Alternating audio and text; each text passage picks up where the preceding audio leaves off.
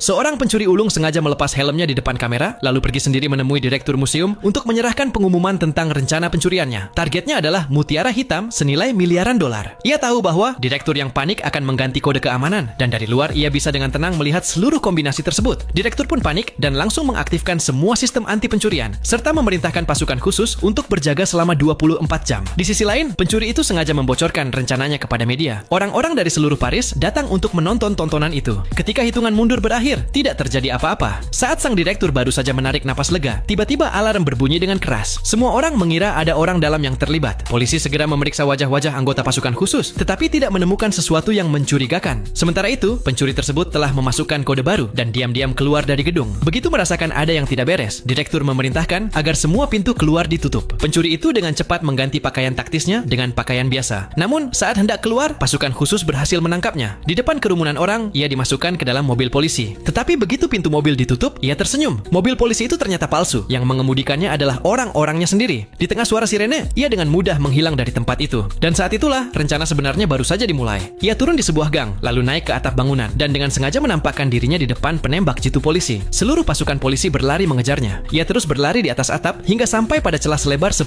meter. Ia melompat, tetapi sengaja jatuh, agar perhatian semua orang tertuju padanya. Ketika polisi sampai di tempat itu, yang tersisa hanyalah topinya yang menjadi tanda pengenal. Berdasarkan informasi seorang saksi, seorang inspektur pergi ke rumah sakit, tempat mayat pencuri itu disimpan di kamar jenazah. Bahkan setelah menyentuh tubuh yang dingin itu, inspektur masih tidak percaya bahwa cerita sebesar ini bisa berakhir seperti itu. Berita pun menyebar bahwa pencuri itu telah mati. Upacara pemakamannya pun ditentukan. Tepat sebelum dimakamkan, inspektur bersikeras membuka peti mati. Di tengah tangisan keluarga dan kemarahan orang-orang, tutup peti akhirnya dibuka. Di dalamnya terbaring tubuh yang benar-benar tak bernyawa. Dengan rasa malu, inspektur pun pergi dari sana. Namun, begitu bunga terakhir jatuh ke atas makam, mata pencuri itu terbuka. Dengan alatnya, ia membuka panel tersembunyi di bagian bawah peti mati dan masuk ke terowongan yang sudah disiapkan sebelumnya. Sebenarnya, ia sudah merencanakan semuanya 2 minggu sebelumnya. Tempat ia jatuh sudah dipilih lebih dulu. Dengan bantuan kanopi jendela dan pakaian airbag tersembunyi, ia bisa mendarat tanpa terluka. Kemudian, rekan-rekannya membawanya ke kamar jenazah, di mana dengan bantuan semprotan pendingin, ia berhasil membuat sertifikat kematian palsu. Sekarang, seluruh dunia percaya bahwa ia telah mati.